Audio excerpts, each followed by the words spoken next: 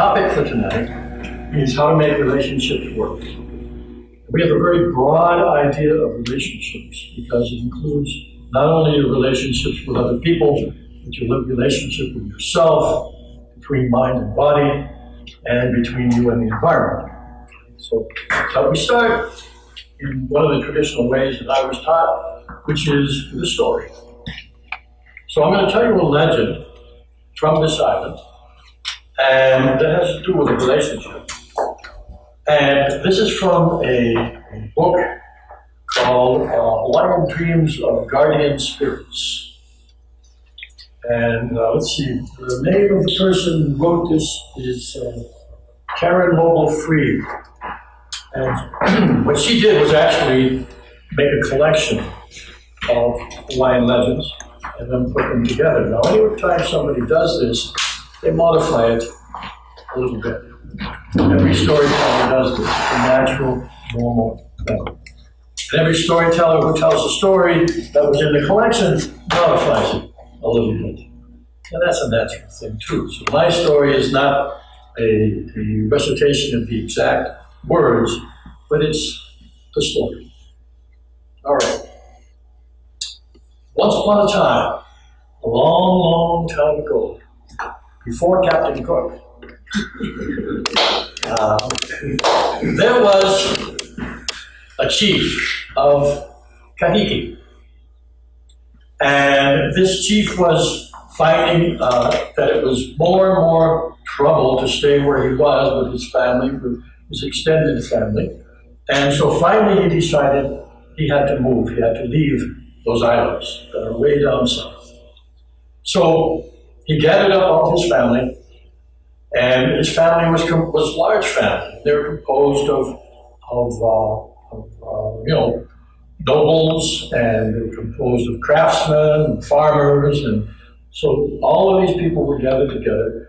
And he set the task before them, and they had to build ocean-going canoes, because this was a time when you only built these canoes when you had a big journey to go to. It was a time when there was not regular traffic between the islands. So they took them 6 months. They had to cut down just the right trees, cut them and polish them and carve them and make the right kinds of decorations for them that had to do with the guardian spirits who would help them on their way. They had to other people who were weaving the sails, which they wove out of mats, different kinds of plants. They had to get all of the stores of items, those that they could eat right away, and those that would last during a long voyage. They filled gourds with water, and they also knew that they were going to get water from storms as they traveled as well, because they were going a very, very long distance. They were going all the way to Hawaii. So finally they set off across the ocean, and on the way they passed through calm weather, they passed through stormy weather, they came to the point where they'd used up all their fresh water, and they had special types of sails so that when it rained, they could fold the sail in such a way that all the rainwater would go down and fill the gourds. It's a very, very unique and clever system for making use of the water that fell from the skies. And finally, after a very long time, they finally saw Big Island. And of course, Pele was smoking. And they saw the white caps of Mauna Loa and Mauna Kea. And they headed for the shores of what we today call Ka'u, which is on the southwestern part of the island. And as they started coming in towards shore, now, he was a great chief of Tahiti. And what they often for the high chiefs, they would dye the sails red. And sometimes they would even dye the wood for the hulls. It was a double-hulled canoe, and there were 3 of them to hold all the people. And sometimes they would dye those too. So anyway, he's coming into the shore, and there's a whole line of people lined up on the shore because the kahuna who was there saw in a vision that there were people coming and that they were good people. So they were all there waiting to welcome them. And the chief and all of his family come riding up into shore, and he immediately got a nickname. and his nickname was the Great Red Shark. Now, today, we know that that was his name. This is sort of an historical account at the moment. So we know that that was his name that was given to him. We don't exactly know why. It might have been because of the sails. It might have been because Hawaiians looked at almost everything poetically. And if they saw these red things, these big hulls of the canoe speeding through the water, it could have seemed to them poetically like sharks cutting through the water, with the sail being the great fin on top. So maybe that's why they told me. But over the course of time, history often becomes legend. Legend often becomes story. So the story that came out of this is that there was one time in Ka'u, a beautiful young woman. The way she's described in the original chant is fresh as a Milo blossom. Now, some of you probably don't know what a Milo blossom is, so that wouldn't mean anything to you. So I'll tell you. Down near the shores of this island, there's a tree that's very abundant. It has a wood that was used for bowls and a lot of utensils that were part of the life in the old times, and a beautiful wood. But also it has these beautiful leaves that are heart-shaped with yellow veins, and it has a flower which looks very much like a hibiscus, a very simple yellow hibiscus. And so this is what they meant. She was as beautiful as one of those flowers.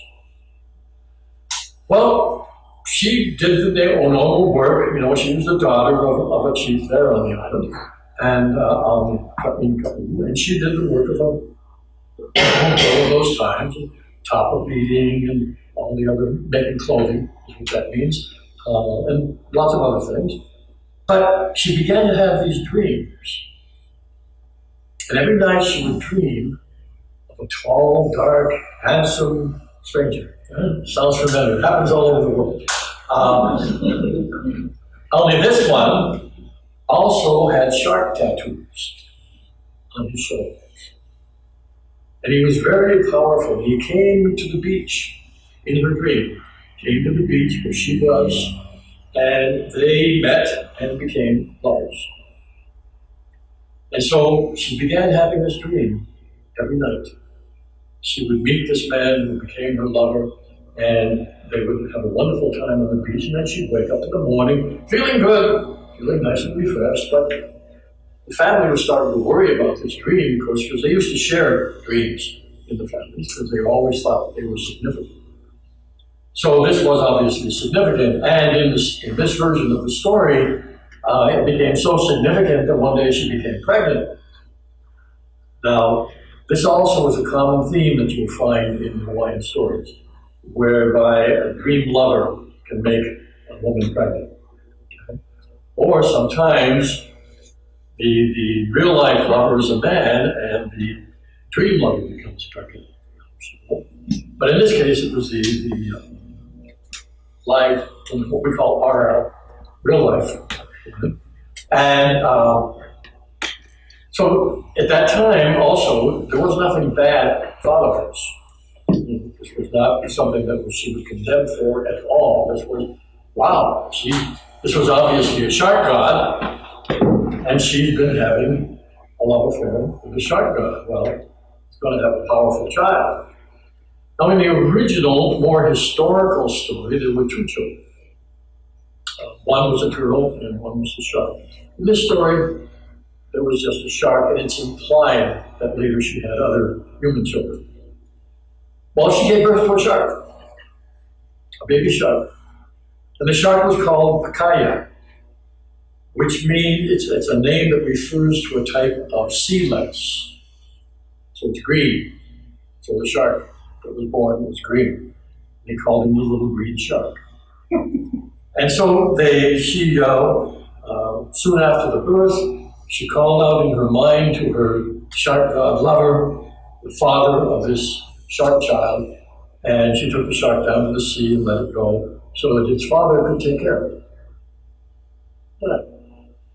Now, many weeks passed, And then one day in that village, they had in old Hawaii, they had someone called a haka. And this was a kind of a medium who could channel the spirits. It's part of Hawaiian tradition also. And so this haka began channeling Pakaya, who spoke to the family. And he said, I have agreed to be your almakua. I will guide you, I will help you, but only when you truly need me. So only call on me when you really need me. He says, and I'll be there to help. And so that began the relationship between the big Ka'u family and the Sharks. And so they consider the Shark, many of them, consider the Shark as their family almakua. Now what does that mean? It's like a spirit guardian, usually in the form of an animal. And there are lots of families in Hawaii have lots of different animals which are their traditional guardian. Now it sounds like a clan totem.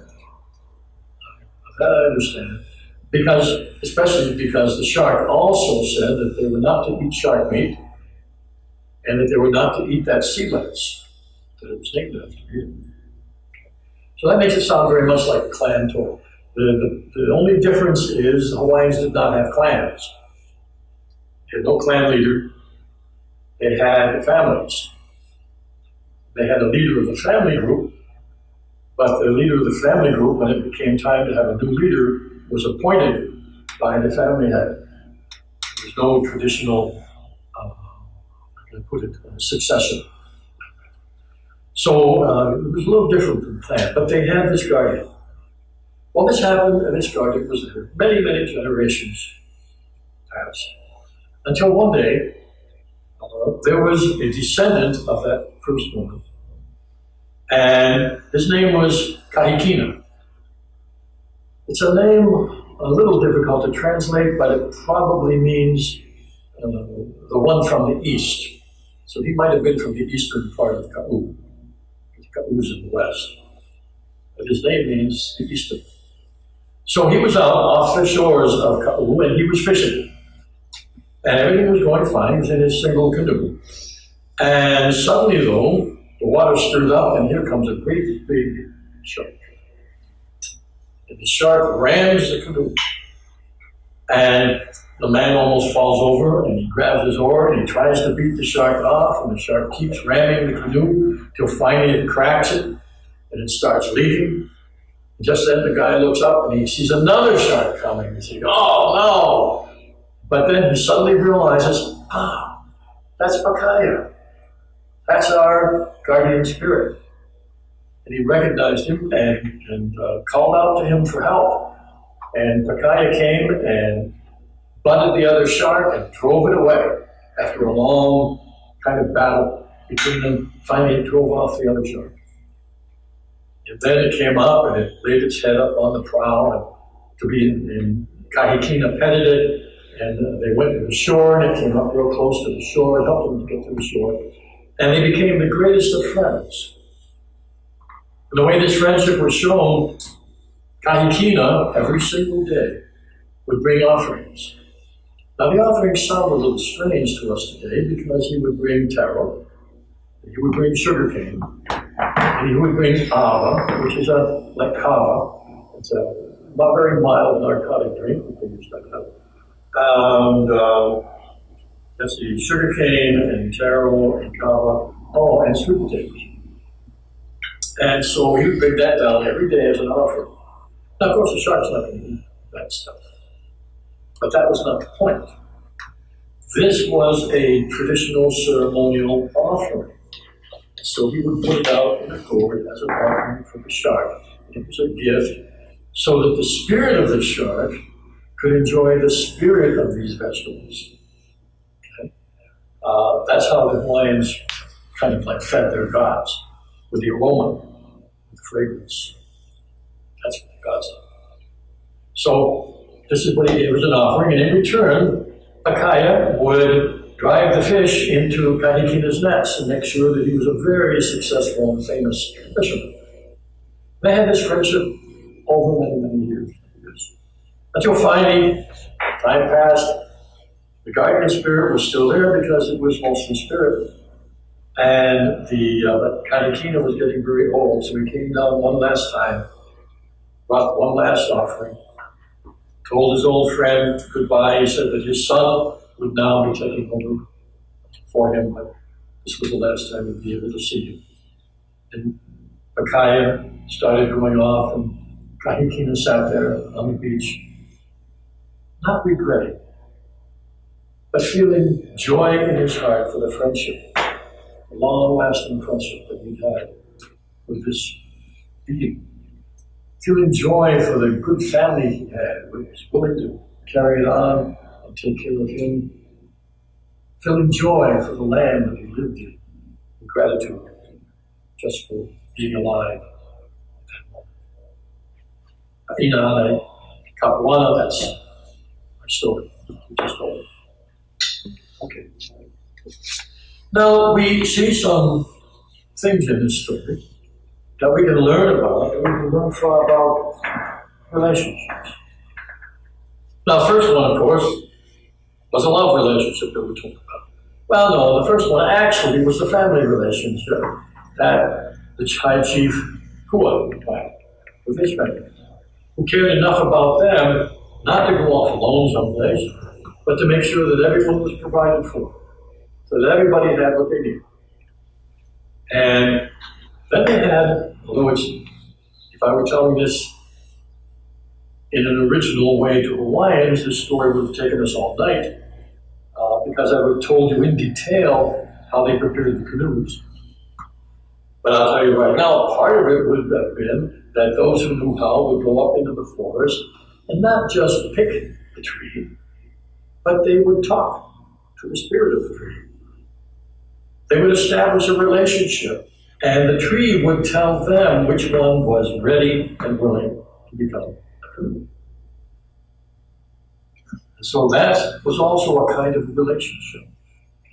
They assumed that everything was alive, aware, and responsive, and that everything would respond to love if it was given.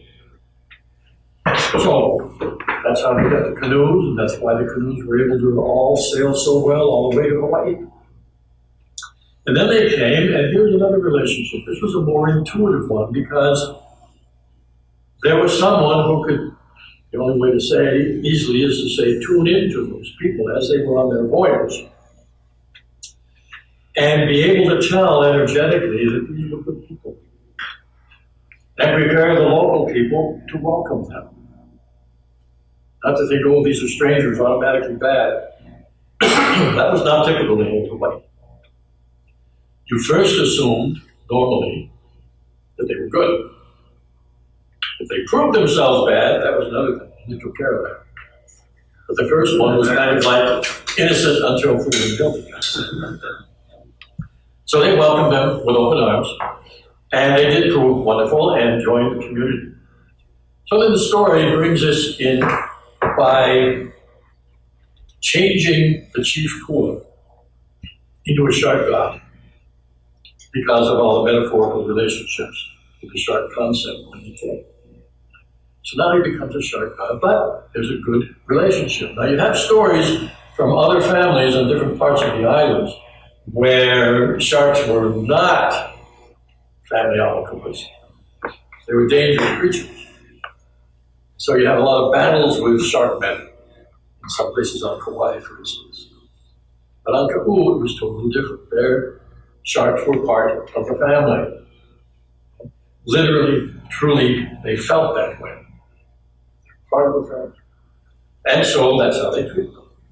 And the sharks, for all these stories, returned the favor. So it was, you gotta realize what's happening here in the relationship. It is not a one-way relationship. It's not just doing for doing something for someone else. It's the other person also doing something. It's always an exchange in a good relationship. Now, then we see later on, of course, the man and the shark, they were doing things for each other. They were doing things for each other that each other needed. Now, there's a book that, I think it might have come out last year or the year before. It was called Five Ways of Love or something like that. Five Languages of Love. What? 5 languages. 5 Languages of Love. That's right. Now, Hawaiians understood this a long time ago. You see it in this ancient story. Because they did not give the same thing to each other. And I'll explain what this is about. They gave what each other needed. Now, in this book, The 5 Languages of Love, the author was a Protestant minister who did a lot of family marriage counseling, but I think the guy is brilliant. I haven't ever heard anybody bring that information together like he did, although it's stuff, if you understand psychology and relationships, it's things that are there in it, but he put them all together.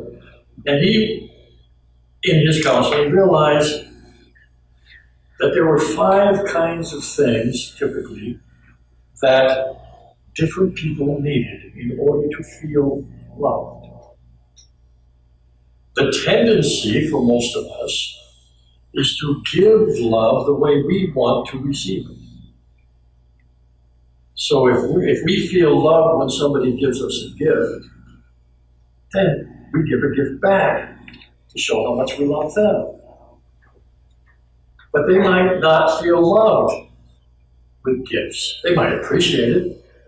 They might like it. They might like it. But it may not serve to make them feel loved. They may need something else. For instance, some people feel loved when they're given gifts. Some people feel loved when you do something for them. Remember what the shark did for Kahikina? He did him a service. Kahikina simply gave gifts. Shark felt love, Kahikina felt love. Some people need to be touched. I come from that kind of family. And we don't feel loved unless we get a good touch of some kind. I mean, it can be a handshake, it can be a hug, it can be, a touch on the arm, but that gives us a feeling of connection, of being loved. Other people need time. Today, in the modern language, we call it quality time, but it really just means time together.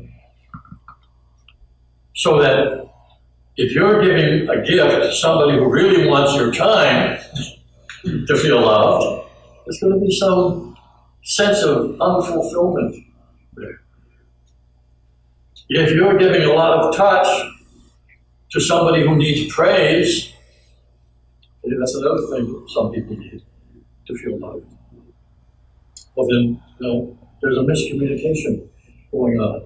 No bad intention, but someone's going to be unfulfilled. And maybe not even realize why.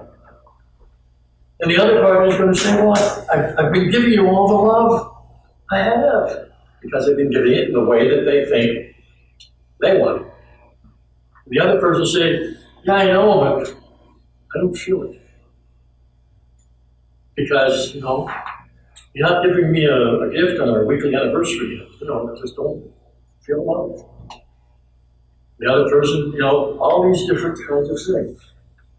So what this one author did was put these in terms of love languages.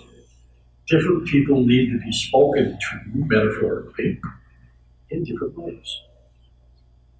And one of the most important things is to find out ourselves what makes us feel loved. And so you can go through memory. Or you can have a good friend to talk to, or a spouse or someone. Say, okay, when you do this, how do I feel? When you give me a hug, when you give me a touch or a kiss, how do I feel? When you give me a gift, how do I feel? When you do something for me, like the dishes or whatever, how do I feel? When you give me a compliment, how do I feel? You can test this out. My wife and I found out that we had very different needs for this. And what we found out was, well, it wasn't a surprise for me, but and of course hers wasn't a surprise for her, we just never talked about it. But we've had a wonderful relationship all of our life, kind of stumbling through. And then we sat down one time and said, I really, that makes me feel loved more than anything else. I enjoy the compliments. I enjoy the things you do for me. I love the gifts, but I don't feel loved unless we have a hug at least. So she says, okay, fine. I'd like you to go shopping with me. It was more than that. I mean, even just sitting down and having a conversation on the couch at night when I would normally be at my computer. She didn't tell me. To feel loved. And this was different for me. Okay? Because I didn't get that I enjoyed being together, but I didn't get that sense of belonging, connection, loved feeling just from being together. Because I could be just as happy sitting with her or being on the computer. Okay? More happy with her, I have to admit that.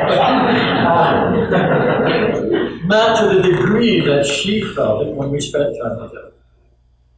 Over a period of time, we discovered that it really didn't matter what we were doing during that time, as long as we did something together. There are other people that togetherness is achieved by talking to each other.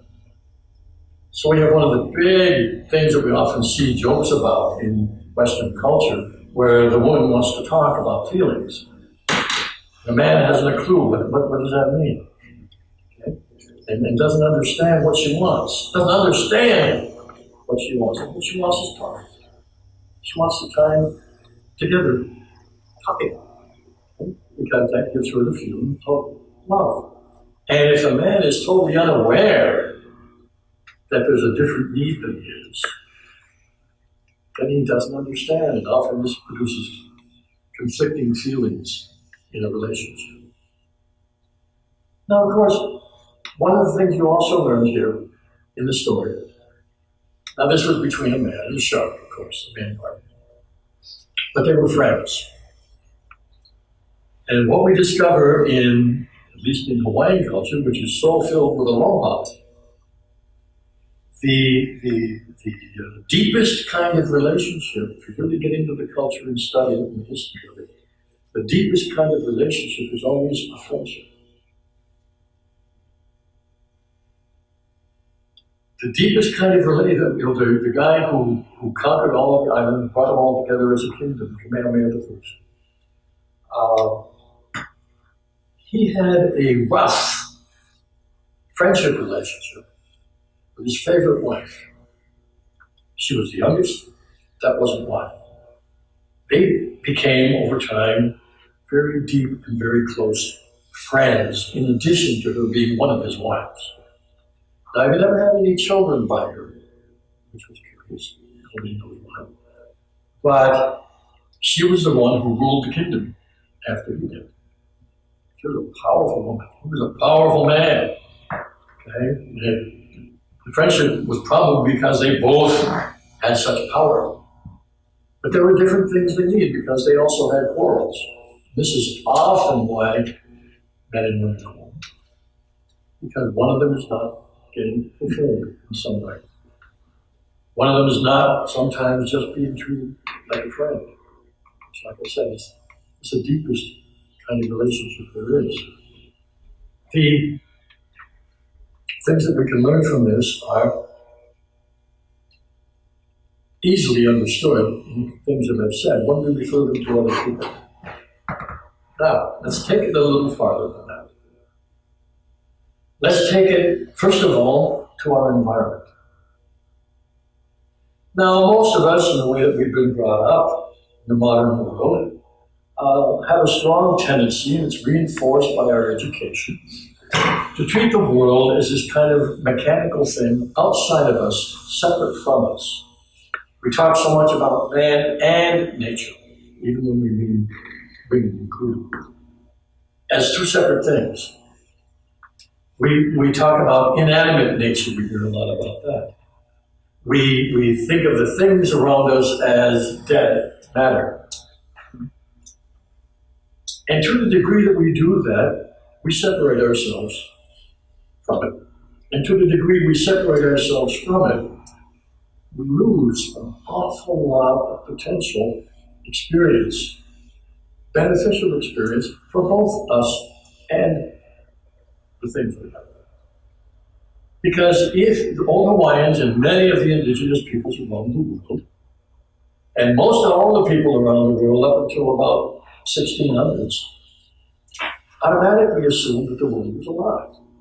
The earth was alive, and all the things in it were alive, and tools were alive, and ships were alive, and they treated them that way. Then there began a great renaissance and a kind of a separation between man and nature for a lot of reasons. Until today, we still carry out these ideas subconsciously. I was reading just recently about something about Albert Einstein, and a statement that he made about electrons. And I was in a conversation with someone, and they were talking about the Big Bang. Now, the Big Bang theory says that there was a big explosion once, and that started everything. Okay, well, they can't prove it. Nobody was there. But anyway, that was the theory. But the part of the theory was that there was at the same time created matter and antimatter. And the only reason is because somebody decided there was. But there was matter and antimatter, and every time if they contacted each other, they would disintegrate. And somehow or another, there was enough matter left over that gives us the world. The estimate, I think, was 1% of the universe. And but that's what we have today in our experience, according to the theory.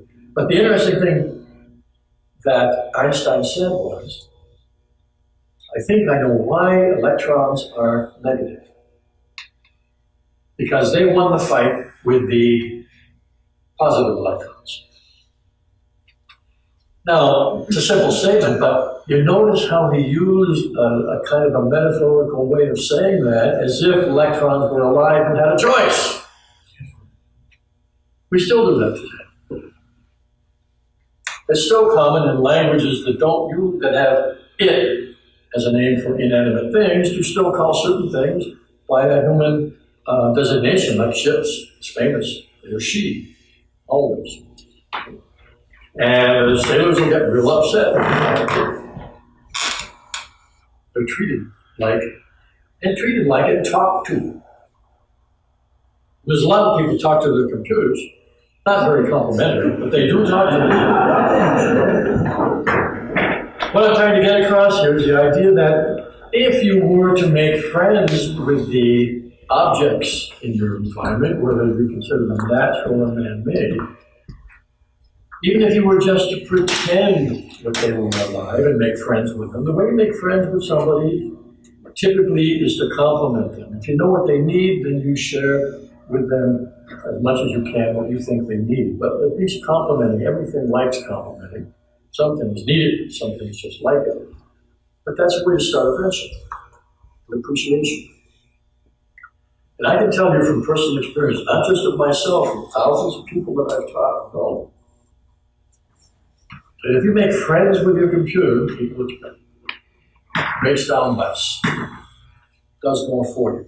If you make friends with your car, it'll last longer, run better. And this is true. When it breaks down, it will break down conveniently. In your driveway or in front of a garage, okay? Or someplace where there's someone who can take care of it. This happens. So when we treat the world around us like it's alive, with that kind of relationship, it acts like it's alive and responds in kind. That we know from experience.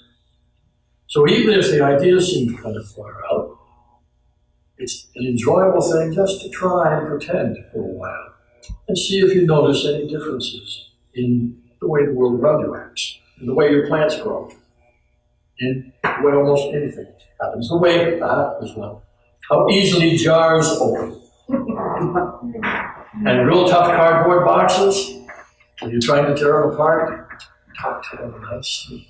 And then they'll come apart more easily. This covers everything. Okay? Now this brings us finally to the last relationship we want to discuss, and that's the questions. And this is the relationship within yourself, between body, mind, and spirit. Now, the first part of that relationship, just between body and mind. Mind is what we're more aware of. Body, again, in our modern culture, so often people don't know anything about their body. They are so afraid of their body that I know people that the slightest sniffle happens and they make a doctor's appointment. What's the easiest thing in the world to heal? But they don't know what to do. They don't know about their body. They haven't been taught in the schools anything about their body. And so they're afraid. And of course we have, in this culture, we have what we call TV-genic illness. That's illness caused by television, where we are taught how to have certain kinds of illnesses and diseases. But if we make friends with our body, we do this by talking to it. We make friends with our body, with the cells, and we talk to them lovingly. We ask them, what can I do for you? Now, they're not usually going to talk to you in your native language. But you might get inspiration, you may get ideas, you may get feelings, and this will be a communication. You may start to do something and not even know why you did it, but it's something that's helpful to your body. You may start eating something differently, or you may start behaving in some way differently. Your body will give you the signals and give you the knowledge of what it needs when you make friends with it. I mean, it's you, it's not something separate from you, but too often the thinking today is that my body is attacking me, my body is doing this to me, and your poor body is just doing the best it can. But when there's too much tension, it can't do as well. And so finding the ways to relax the body, finding ways to give it pleasure, finding ways to nourish it that relieve stress and don't create it. But making friends with your body, talking and listening. Now, this part, next part might sound a little strange, but because we are strange as creatures. But you can also make friends with your mind. Now, often we identify with our mind. Most of the time we do. But you're more than just your mind. You're more than your thoughts. You have thoughts. You are not your thoughts. So you've got a mind. And don't worry about who is making friends with the mind. Just do it. Inside, you can even talk to your mind. You can talk to your brain, but don't get too confused. The brain is your body. The mind has no physical aspect to it. It works often through the body, with the body, but the mind is different. Which is why no scientist ever, and will never, find out how sensory information goes through the nervous system and becomes awareness. There's that little jump there which has no explanation whatsoever. Anyway, you can talk to your mind because we have thoughts. If you have thoughts that you don't like, talk to your mind about them. Make friends with your mind, compliment your mind on the good thoughts that you like, and say, hey, look, mind, this is not a thought that I want to have around. Okay? That's enough of that. See, because sometimes we are influenced by our surroundings. And if there's something stressful happen, we could have a stress in the earth, about to have an earthquake, and your reaction to that could be a violent dream. And it doesn't mean you have to go to a psychiatrist. And it doesn't mean you're a bad person. It's your reaction to a stress in the earth. Or it could be a stress in a society that you have some relationship with. through family or through interest or what. We are reacting all the time to our environment, and our best role is to pay attention to the reaction and do something to relieve it. Then we're healing, helping to heal where it came from at the same time. So you can talk to your mind, tell it the kinds of thoughts you'd rather have, tell it where you want to put its focus, tell it what to do with the negative thoughts that come up. You can do that, and you can help create change by doing that. Now we have the spirit. You can also talk, I'm speaking about talking to your own spirit. That is a very vague concept. Don't get it mixed up with the idea of soul. Like, it's very complicated. Okay? It's really simple. Your spirit is your energy. That's your essence, and that's what the original meaning of that word is.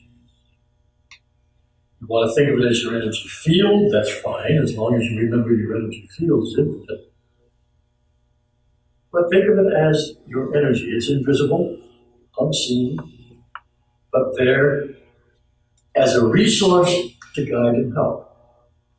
Now, Spirit's going to guide and help you as much as it can, but it can't break through the stress and tension and negative thinking. It's trying. So the way you invite it in is talk to it, compliment it, thank it, and relax. It doesn't matter how you relax, find a way to relax. And the Spirit can help. In some cases, this opens you up to mental healing, emotional healing, physical healing, by making that connection and asking, once you're in that relaxed state, ask for help. It's real hard on spirit and your body. When you're in a highly stressed state, you say, help me, help me! You're already so tense you can't receive it. Okay? Find some way to relax, focus on something beautiful, be kind to your body, praise your mind, and ask for help. Sometimes the help comes just directly and a change happens. Sometimes the help comes through someone else who comes into your life. Sometimes it's an inspiration you get to do something. It's not an order. It's not a command ever. It's just you suddenly have the urge and idea to do something. And it's up to you to modify that in the way that you want to, but this is all part of Spirit trying to help you. Especially because it would be something that makes you feel good. Gives you a sense of excitement. Oh, wow, yes. That's when you know Spirit's. These are all ways to make relationships work. Relationships with others, relationships with the world around you.